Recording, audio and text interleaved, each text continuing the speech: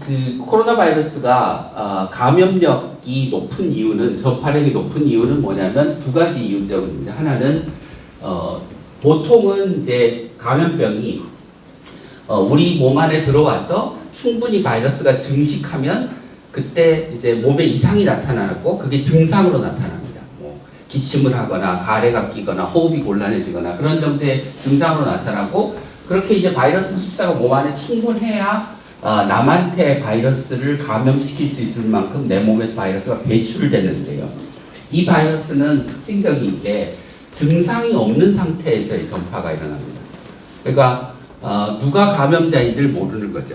그러니까 우리가 이제 마스크를 써야 되느냐 말아야 되느냐와 관련해서 상당한 논쟁이 있었는데, 그러니까 미국이나 WHO는 처음에 마스크를 쓸 필요가 없다고 했습니다. 건강한 사람은. 아픈 사람만 마스크를 쓰거나 또는 아주 그 환자가 많은 지역에서 마스크를 쓰거나 아니면 환자를 대하는 의료진들만 마스크를 쓰면 된다고 했는데, 지금은 이제 지침이 바뀌어서 모두가 마스크를 쓰는 걸로 바뀐 거죠.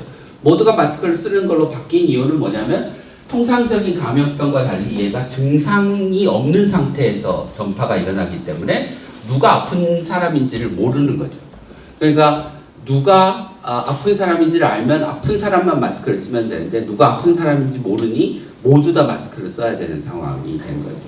그래서 요 증상 발현 이전의 전파력이 아주 높다고 하는 게 우리가 이 바이러스 때문에 세상이 바뀔 거다라고 생각하고, 이 바이러스가 금방 사라지지 않을 거다라고 생각하는 이유입니다.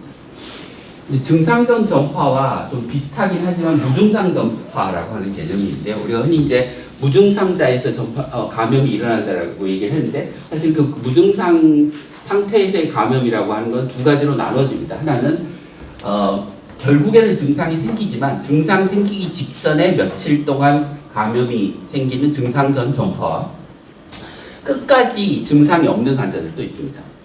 그런 환자에서 전파가 일어나는 거고요.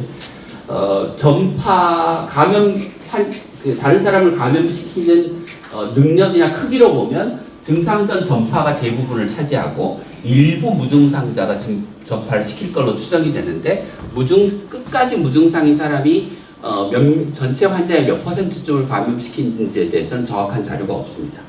그리고 끝까지 무증상자가 얼마나 되느냐에 대해서도 뭐 자료에 따라서 적게는 1%, 많게는 10%까지라는 이야기가 있고요. 그보다 더 많을 거라고 하는 이야기도 있긴 있습니다. 감염병이 들어와서 그 감염을 일으키는 시기를 구분을 해보면, 이제 그 면역력이 없어서 감염의 감수성이 있는, 감염될 수 있는 사람이 있고, 실제로 이제 감염이 일어나면 증상이 나타나기까지를 우리가 잠복기라고 얘기하고요. 인큐베이션 피어드라고 하고요. 그 다음에 이제 증상이 쭉 나타나게 되죠.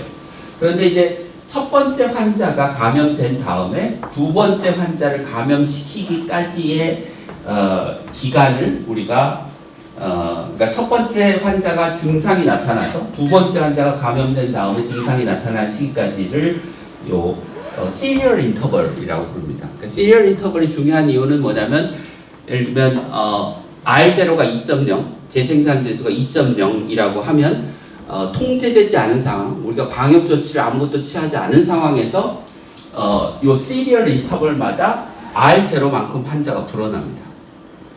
그러니까 무슨 얘기냐면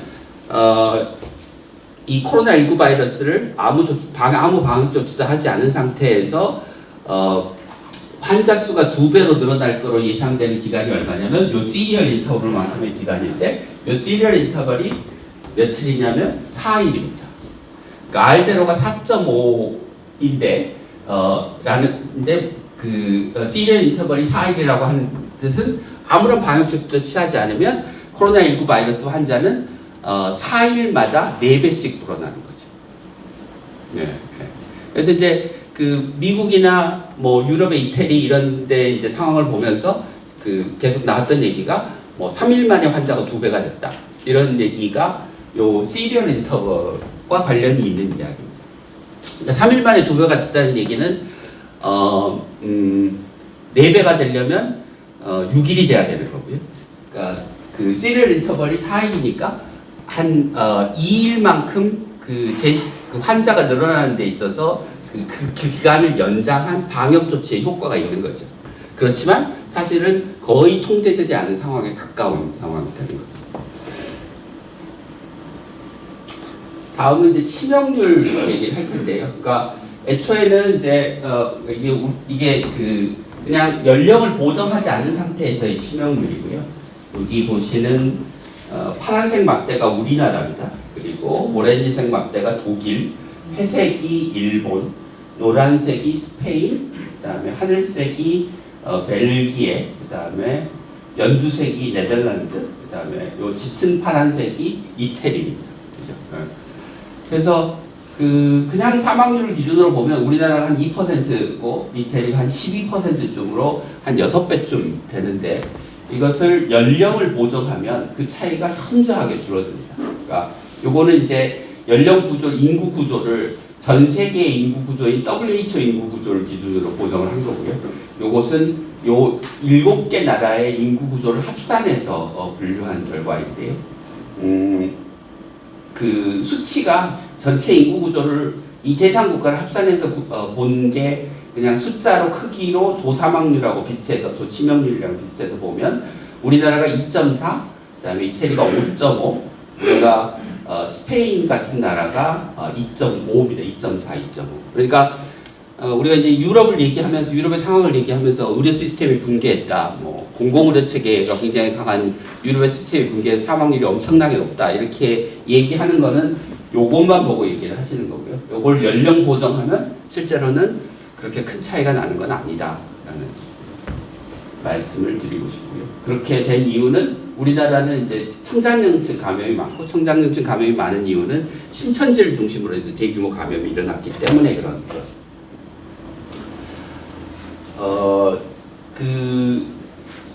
지금 코로나19 감염의 국가별로 그 환자가 얼마나 생겼느냐와 이제 그 사망자 수가 얼마냐, 그 다음에 그것을 치명률로 분류했을 때 어떤 분포를 보이느냐를 보면 우리나라가 여기쯤 있고요. 그러니까 사망자 수, 그러니까 전체 케이스로 보면 한 10,000명쯤, 사망률로 보면 2.1 정도가 되고요.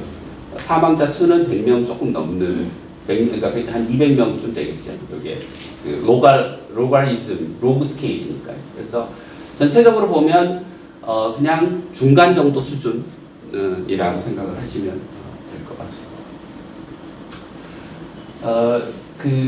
이게 이태리의 그 의료 시스템이 붕괴됐다라고 하면서 이제 언론에 난 그 사진을 보여드리는 건데요. 이게 이런 상황을 어떻게 이해할 거냐에 이제 좀 도움을 드리기 위해서 말씀을 드리면, 그러니까 결국은 그 의료 시스템에 얼마나 부하가 걸리느냐가 의료 시스템이 얼마나 어려움을 겪고 있느냐를 보여주기도 하고 그게 치명률에 영향을 미치기도 합니다. 근데 의료 시스템에 얼마나 부하가 걸리느냐 하는 거는 예를 들면 인구 10만 명당 몇 명이 죽었냐를 기준으로 보면 그 나라의 의료 시스템이 감당해야 될 환자가 얼마나 되는지를 우리가 짐작할 수 있겠죠. 왜냐하면 사망률이라는 건 중환자의 크기를 얘기하고 질병의 중증도가 비슷하다면 중환자의 크기는 전체 환자의 크기를 가늠하는 잣대가 될 거니까요. 우리나라의 인구 10만 명당 사망률은 0.43입니다. 그러니까 요 사이에 있는 거죠. 요 사이쯤. 근데 이제 벨기에를 제가 이게 이태리를 기준으로 한 건데 여기다 선을 그은 것 같은데요. 그러니까 이 이태리하고 우리나라의 값을 비교하면 사망자 기준으로는 의료 시스템에 걸리는 부하가 81배입니다. 그러니까 지금 우리나라에 발생한 환자 규모의 81배쯤의 환자가 발생했다고 생각했을 때 우리의 의료 시스템이 어떤 상황에 놓일 거냐라고 하는 걸 생각해 보시면 이태리보다 훨씬 더 심각할까요? 비슷할까요? 더 나을까요? 더 심각하겠죠. 그러니까 이거는 무슨 얘기냐면 민간 의료 체계 중심으로 되어 있는 우리나라가 잘해서 우리나라의 의료 시스템은 멀쩡하고 이태리나 스페인의 의료 시스템은 붕괴된 것처럼 보이는 게 아니고 절대적으로 의료 시스템에 걸린 부하, 환자 수와 중환자 수의 숫자가 엄청나게 차이 나기 때문에 벌어지는 현상이고요. 우리나라에서 만약 이태리나 스페인처럼 그 정도의 환자가 발생했으면 저는 우리나라는 그 나라들보다 훨씬 더 심각한 상황에 처했을 거라고 생각합니다. 이게 사망률을 기준으로 본 거고요. 환자 수를 기준으로 보면 우리나라가 이제 그래프가 없어서 이거는 이제 환자가 100명 발생한 시점을 기준으로 해서 그걸 일일로 해서 기준으로 환자가 어떻게 늘어나는가를 보여드리는 그림이고요. 우리는 여기 수준에 있습니다. 그러니까 이게 여기서 처음에서 이렇게 올라가다가 그래프가 이렇게 돼 있는 상황이죠. 그래서 인구 10만 명당 환자 수가 21명인데 이태리하고 비교하면 13배쯤 차이가 납니다. 그러니까 환자 수로 13배, 사망자 기준으로 하면 한 80배. 근데 우리는 환자를 적극적으로 무증상인 환자도 검사해서 찾아내서 경증 환자의 비중이 굉장히 높고, 이태리나 스페인 같은 나라는 생긴 환자도 치료하기 어려우니까 증상이 있어도 고위험군 아니면 진단 안 하고, 그러니까 요 실제 의료 시스템에 걸리는 부하는 12배와 81배 그 사이에 어디쯤이 되겠죠. 이게 환자 발생으로부터 개월 수입니다. 1개월, 2개월, 3개월, 4개월 이렇게 쭉 가는 거고요. 이게 환자 수입니다. 그래서 환자가 처음 발생하면 이렇게 쭉 늘어나다가 어느 순간에 급격하게 늘어나고, 그 다음에 이제 여러 가지 사회적 거리두기나 방역 조치를 취하면 이제 감소하기 시작하죠. 이렇게. 그런데 만약에 중간 단계에서 우리가 사회적 거리두기를 상당히 효과적으로 시행하면 이 그래프의 높이가 꼭지가 낮아지고요. 평평해지고, 그 다음에 꼭지점이 발생하는 지점이 뒤로 밀립니다. 그러니까 왜냐하면 환자의 발생 숫자를 뒤로 미루기 때문에. 그런데 우리가 사회적 거리두기를 강력하게 해서 이 곡선을 굉장히 낮은 상태로 유지하면 그 다음에 2차 파고의 그래프의 크기가 커집니다. 왜냐하면 환자가 많이 생기면 면역이 생긴 사람이 많고, 면역이 생긴 사람이 많으면 그 다음 두 번째 환자 수가 늘어나는 시기에 그 감염이 전염이 덜 되는 거죠. 왜냐하면 우리가 예방 접종을 해서 면역력을 갖고 있는 사람이 주위에 많으면 환자가 그 사람하고 얘기를 해도 그 사람이 감염되지 않으니까 일종의 감염의 체인이 중간에 끊기는 점들이 발생하는 거죠. 그러니까 그 면역력이 생기는 방법이 하나는 백신이지만 다른 하나는 감염된 사람의 숫자가 늘어나면 면역이 생기는 거죠. 그게 소위 이제 스웨덴에서 하고 있다고 하는 집단 면역 방식의 접근 방법이 그런 접근 방법입니다. 그래서 그 가장 아이디어란 시나리오는 없나요? 네. 가장 아이디어란 시나리오는 이렇게 사회적 거리두기를 완화하면서 의료 시스템이 감당할 수 있는 수준 안에서 소규모의 감염들을 계속 유지하는 것이 가장 바람직한 시나리오인데, 문제는 이걸 통제할 수 있느냐, 사회적으로 통제할 수 있느냐가 문제인 거죠. 그래서 사회적 거리두기라는 게 뭐고 얼마나 효과가 있느냐라고 하는 거를 이제 외국 데이터, 이전 데이터를 가지고 만든 그래프를 보면, 이게 이제 아무 조치도 하지 않을 때의 감염 발생의 양상이라고 하면, 요 연두색 선은 학교와 대학을 문을 닫았을 때, 그다음에 세 번째는 발생한 환자를 아이솔레이션 시키고 또는 감염이 의심되는 사람을 격리하는 거죠. 그럼 열나면 학교 나오지 마, 열나면 직장에 나오지 마, 이렇게 얘기하는 거고요. 그다음에 요거는 아이솔레이션과 하우스홀드 쿼런타인, 그러니까 집에 있으라고 하는 거죠. 네, 파란색은 요걸 다 했을 때 그래프가 이렇게 낮아지는 양상을 보입니다.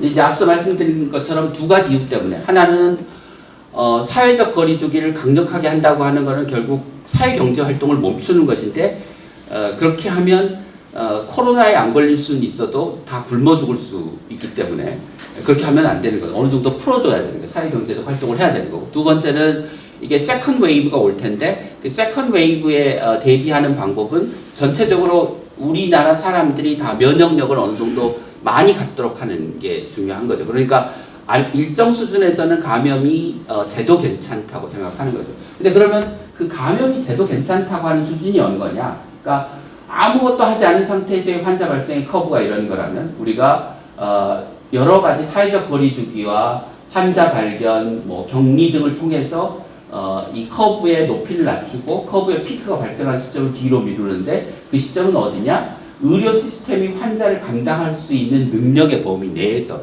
통제를 하는 거죠. 그러면 환자가 생기는 건 줄일 수 없지만 사망자를 줄일 수는 있죠. 그리고 우리가 일정 부분 사회경제적 활동을 할 수 있고 세컨드 웨이브의 크기를 줄일 수 있는 거죠. 그렇다면 요 수준이라고 하는 게 뭐냐라는 거예요. 지금 정부는 생활방역 체계로 전환하는 기준을 얘기하면서 하루 50명 이내의 환자, 감염 경로를 알 수 없는 환자의 비율이 15% 이내 뭐 이런 이제 기준들을 설정한 게 이런 요 점선에 해당하는 부분입니다. 근데 문제는 그게 이제 그러면 50명이라고 하는 기준이 어디서 나왔고 그게 적합한 기준이냐라고 하는 질문이 있을 수 있겠죠. 이제 앞에 보여드렸던 그 사회적 거리두기의 효과들이 있는데요. 그런 효과들이 사실은 나라마다 다르고 그 제도를 어떻게 시행하느냐에 따라 다릅니다. 그러니까 학교를 문을 닫는다고 하는 게 예를 들면 원격 수업을 하면서 일주일 하루쯤 나오게 하는 것도 학교를 문을 닫는 거고 아예 안 나오도록 하는 것도 문을 닫는 거고 사람들이 모이는 것을 못하게 한다고 하는데 그럼 10명 모이는 걸 못하게 할 거냐 100명 모이는 걸 못하게 할 거냐 10명 모이는 걸 못하게 했는데 실제로 사람들이 안 모이냐 아니면 모이지 말라고 그랬는데 그래도 모이는 사람들이 하루에 한 100건쯤은 있냐 1000건이 있냐 이런 거에 따라 효과는 달라지는 거죠. 그래서 요 앞에서 보여드렸던 이런 그 의료 시스템의 이 감당한 범위 내에서 감염을 통제하기 위해서는 이게 그 우리가 생활 방역으로 전환한다고 할 때 이 각각을 그러니까 사람들이 모이는 거, 학교가 문을 닫는 거, 열나고 아플 때 직장인 학교에 안 나오도록 하는 것 등을 어떤 강도로 할 거냐 그리고 그런 강도로 했을 때 실제로 감염자가 몇 퍼센트 줄어드느냐 요 아래가 이제 감염 확자가 몇 퍼센트 줄어드느냐의 효과입니다. 거기에 관한 실증적인 자료가 있어야 우리가 브레이크를 밟았다 풀었다 브레이크를 밟았다 풀었다 하면서 환자의 발생을 일정 수준 내에서 규모 내에서 통제할 수 있게 되는 거죠. 그런데 이제 우리나라에서 아까 그 사회적 거리두기를 환자가 조금 생겼을 때 일찍 시작해서 그 환자 발생의 규모를 줄였다고 제가 말씀을 드렸는데 사실은 그 사회적 거리두기가 그 정부가 권고한 게 사실 효과가 있었던 게 아니고 권고하거나 강제했던 게 효과가 있었던 게 아니고 사실은 신천지 사태, 대구 경북에서 발생한 대량 감염 사태로 인한 국민들의 위기감이 한꺼번에 확 고조되면서 어떻게 보면 분위기 때문에 사회적 거리두기가 저절로 된 거죠. 그걸 보고 그걸 어떻게 할 수 있냐면 정부는 처음에는 권고하다가 나중에 강제했고 그 강제한 기간을 늘렸는데 지금 요즘 보십시오. 이제 완전 정상으로 돌아갔거든요. 완전 정상은 아니지만 뭐 교통량 늘고 뭐 바깥에 나가도 꽃 구경하는 사람들 많고 차는 막히고 그러면 이게 지금 전에 위기감으로 사회적 거리두기가 이루어지던 거를 어떻게 제도화할 거냐의 문제가 있는 거죠. 이 제도화라고 하는 거는 뭐 예를 들면 유급병가 이런 것처럼 이제 제도가 필요하기도 하지만 우리가 식당의 밀집도를 줄이려면 어떻게 해야 되죠? 예약제 좋죠. 예약제도 해야 되고요. 그러니까 일단 식당의 테이블을 빼야죠. 테이블 수를 줄여야 됩니다. 그럼 테이블 수를 줄이면 식당은 어떻게 먹고 사나요? 그러면 점심 시간을 늘려야죠. 저녁 시간을 늘려야죠. 그러면 직장에서의 식사 시간을 12시부터 1시가 아니고 11시부터 예를 들면 2시 이렇게 해야죠. 그러면 사람들이 그 시간에 분산돼서 나가서 식당에서 식사를 하면 식당의 밀집도도 줄이고 식당도 살고 점심도 먹고 이렇게 할 수 있는 거죠. 근데 그런 거는 정부가 규제를 할 수가 없는 거잖아요. 자, 오늘부터 점심시간은 11시부터 2시로 한다. 이렇게 해서 지켜지겠습니다. 그러면 이건 일종의 사회적인 합의가 필요한 거거든요. 근데 이제 우리가 중증 환자가 사실은 제일 중요하니까 50명이라고 하면 예를 들어서 10%가 중증 환자라고 치면 5명일 거고요. 그 5명이 3주간 입원한다고 하면 필요한 병상은 5 곱하기 뭐 한 20쯤 되는 거죠. 100병상. 그러니까 하루에 50명 환자가 발생하고 중환자가 그 중에 5명이라고 치고 그 사람이 3주간 입원한다고 하면 100병상 정도가 필요한 게 50명의 감염이 생겼을 때의 환자인 거죠. 근데 대한민국의 중환자실이 몇 개인 줄 아세요? 한 10,000개쯤 됩니다. 네. 그러면 10,000개 중에서 100개쯤이 감당 가능한 수준이라고 설정한 이유가 뭘까? 이런 이제 궁금증이 드는 거죠. 네. 그러면 50명을 넘어서면 우리가 다시 사회적 거리두기를 다시로 돌아가야 되나? 이런 질문도 들고요. 그러니까 무슨 말씀을 드리려고 하는 거냐면 이게 지역별로 환자 발생의 단계에 따라서 예를 들면 전체 인구의 0.1%가 감염되면 환자 수가 전국적으로 2.5만, 2만 5천 명이 되고 그러면 5천 병상이 필요하고 중환자실은 1,250병상이 필요한데 얘를 어떻게 동원할 건지에 관한 계획이 세워져야 되는 거죠.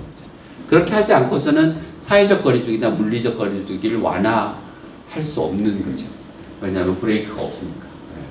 그래서 정부가 지금 이제 대책을 내놓은 거는 뭐 아프면 3일이나 4일 집에 있어라 이렇게 얘기하는데 그러면 집에 아파서 집에 있으면 월급은 누가 주며 내가 잘리지는 않으며 이런 것에 대한 보장이 없는 거고 사람 사이 두 팔 간격의 거리를 유지하라고 하는데 어제도 제가 투표하러 갔더니 제 뒤에 있는 사람이 30cm 이내로 붙어서 계속 쫓아오는데 그걸 어떻게 해야 될지 한참 고민을 했었고요.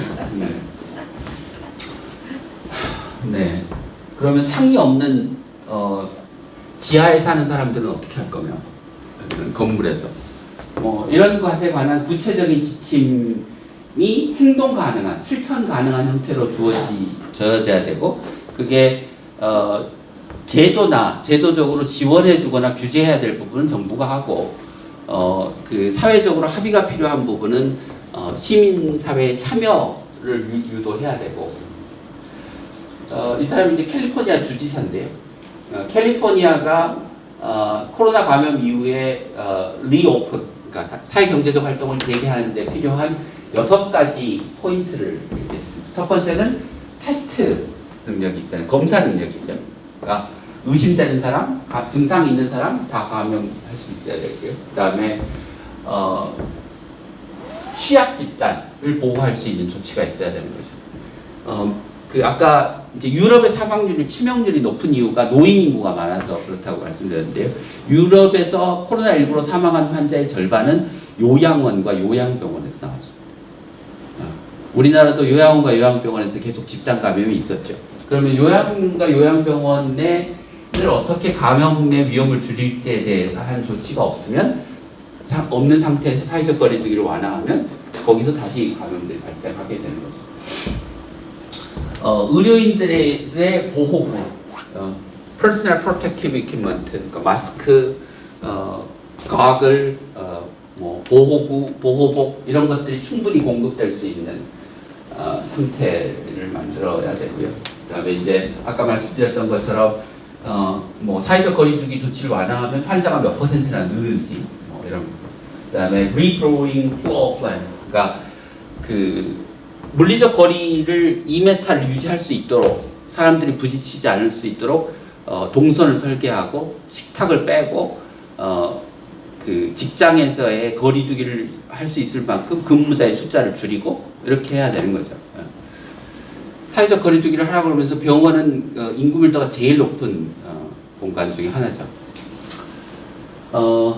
그냥 예를 들어서 이게 지금 그 교육부가 가지고 있는 그 학교에서의 책상의 배치의 지침입니다. 그러면 요 책상과 책상 사이의 앞뒤의 간격, 옆의 간격이 얼마나 되냐면 1m가 안 돼요. 그러면 학교의 문을 열면 안 되는 거죠. 그러면 2m의 간격을 유지하려면 어떻게 해야 되냐? 책상을 4분의 1로 줄여야 돼요. 책상을 4분의 1로 줄이려면 어떻게 해야 되냐? 학생을 4분의 1만 나오게 해야 되죠. 그럼 학생을 자를 수는 없으니 3일은 온라인 강의하고 하루는 나와서 수업 듣고 이런 식의 시스템을 만들지 않으면 학교를 문을 못 열 겁니다. 네. 제가 얘기해도 좀 이상하긴 낯설긴 해요. 언제까지 좀 못 된다는 얘기지? 그다음에 이제 그 정부가 내는 지침이 이렇게 해서는 사회적 거리두기를 실천해라 이렇게 하면 안 되는 거고요. 집에 있어라. 식료품 살 때만 밖으로 나가라. 일주일에 한 번. 이렇게 구체적인 지침을 줘야 된다는 거고, 그 구체적인 지침이 이제 그 지속 가능한 사회적 거리두기로 두면 훨씬 더 복잡해져 있고, 정부가 정할 수 없고 각각의 세팅에서 정하는 상태가 되는 거죠. 네. 계속 말씀드렸지만 사회적 거리두기라고 하는 것과 감염병 진료 체계라고 하는 건 동전의 양면이다. 진료 체계가 없으면 사회적 거리두기를 완화하지 못한다. 완화라는 표현인데, 병원으로 치면 이제 이게 어떻게 될지는 모르겠지만 저의 생각은 지금처럼 이제 사회적 거리두기가 완화되면 환자 수는 늘어날 겁니다.